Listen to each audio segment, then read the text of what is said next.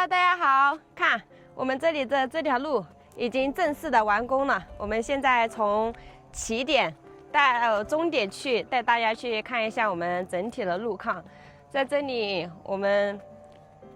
期待了4年了，这条路终于的开通了。其实这一刻是感动的，不知道大家有没有像我们现在此时此刻的心情？真的是特别的开心，也特别的感动。就从一开始我们到这里来不通路，然后改造我们的那个房子，过上我们自己想要的生活。从一开始不通路拉材料，自己用自己的双手来打造我们的那个房子，现在终于不用那么辛苦了，然后就可以把我们的那个房子给改造好。这一刻真的特别的开心，虽然现在这种心情大家可能体会不到，真的所有的辛酸，所有的辛苦只有自己知道，自己承受了一些什么样的压力，不管是言论压力也好，还是我们现实面对的压力，都挺过来了。现在我们终于熬出头了，看这条路现在就是通往幸福的路。这条路真的是很辛苦，跟当地村民也是闹了很多矛盾，才协调下来的。从一开始，别人的不支持，到现在这条路完完全全的给它修好，给它通到我们家门口去。虽然有一点点缺陷，就是没有通到我们的老房子，拉材料不能直接通往我们的老房子，但是有了这条路，我们已经非常非常的满足了。即使有一点点缺陷，那些都是可以忽略不计的。即使我们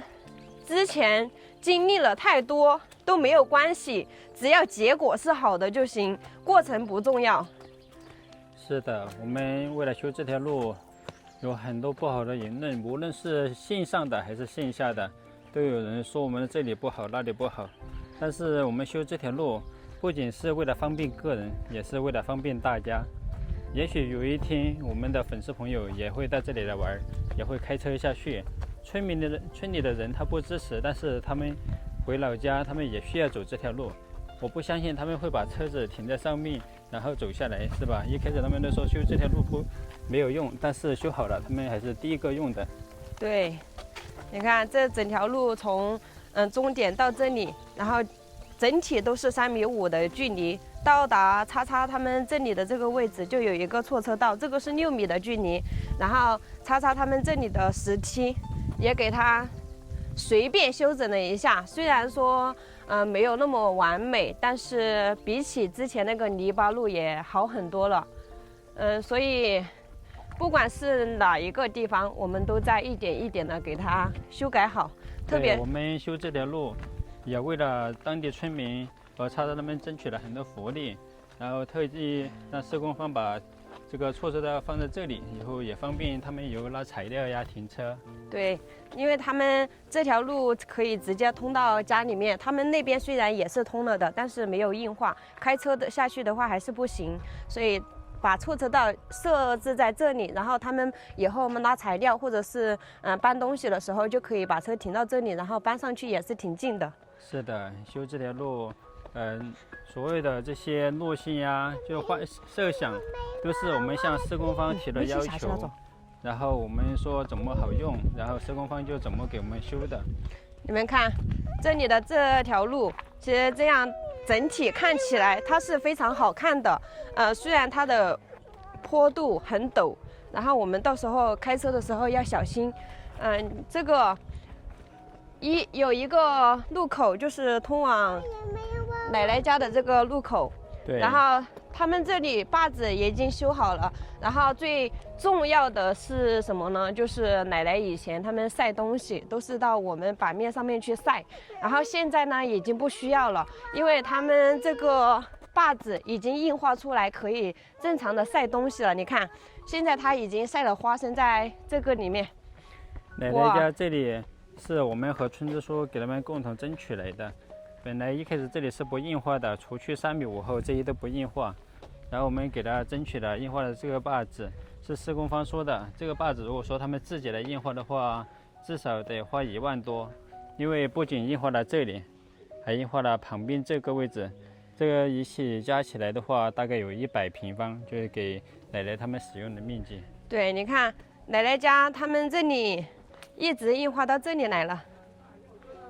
其实一开始答应的是硬化到这里，然后他们的子女呢也争取来硬化到这个地方来了，看到没有？现在就变得比较宽敞，而且爷爷奶奶他们走路的话也比较方便便捷。是的，自从我们到这里来了，爷爷他们的生活也得到了改善，现在也用上了宽带，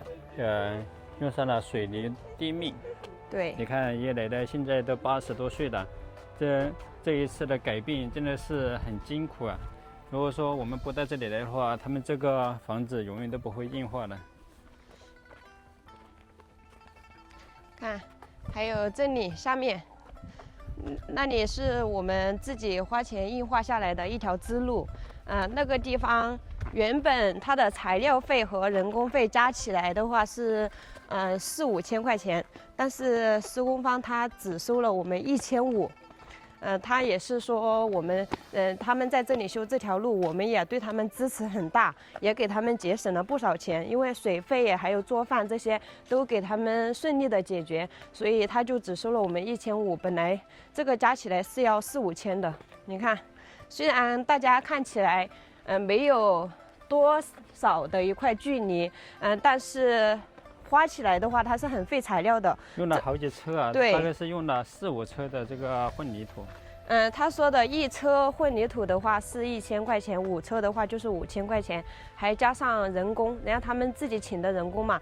师傅是300块钱一天，那些杂工的话是150一天，像这样算起来的话，其实这一条小小的支路就花了不少的钱。对，很多人都说，我们这条支路，为什么要收钱？那个坝子都没收钱。因为坝子人家给我们免费硬化了，不可能这条支路还要人家给我们免费吧？对，其实那个坝子硬化的话，一开始是没有硬化那么多的，就像查查他们那里硬化一个错车道就可以了。那为什么他全部给我们硬化出来？他说是为了方便我们，然后我们在这里要干净一些，然后停车也停得多一些。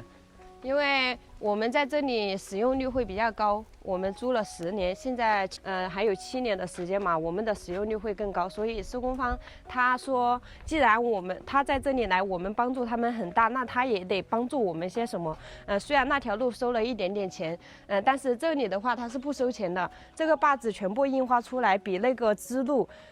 花的钱更多，然后房东自己出了500块钱，那个500块钱是这里给他们做的一个保坎，因为之前它是泥巴和石头不稳固，所以他们就想把这里给它倒起来。这里一共用了3车沙子，3车沙子的话就是3000块钱，但施工方只收了他们500块钱。看，是因为当时谈好的500块钱，然后超预算了，然后施工方也说算了，那当然谈好了就这样吧。对。所以这条路的终点就是这样。看，给大家看一下整体的效果。来，整体的效果就是这样的，是不是特别的宽敞？到时候停车的话也可以停好几辆车，然后一恒他们在这里玩的话也可以无限的玩。以前都是泥巴路，然后走在上面的话都是一些泥巴在脚上，现在终于不用担心了，他们的活动空间也变得更大了。对，很多朋友都说为什么我们这个楼梯不多踩一点水泥来给它抹平整一些，但是需要抹平整的话需要很多水泥砂浆的，为了给他们节省这个混凝土，所以说我只铲了一顶。我想的是我们简单铺设一下，改天我们自己买那个细沙和水泥来给它重新打一层就好了。人家都这么支持我们了，我们要是再去弄人家的混凝土的话，我感觉这有点不好。大家看，我们只是简单的铺设了一下，就让它这里不长草，到时候我们自己用水泥来给它抹平就可以了。所以说人家都这么支持我们了，我们也不能去占人家的这些小便宜，是吧？对，现在终于得到了一个最好的结果，就是已经通路了。是的。大学通路了，通路了，耶耶，通路了。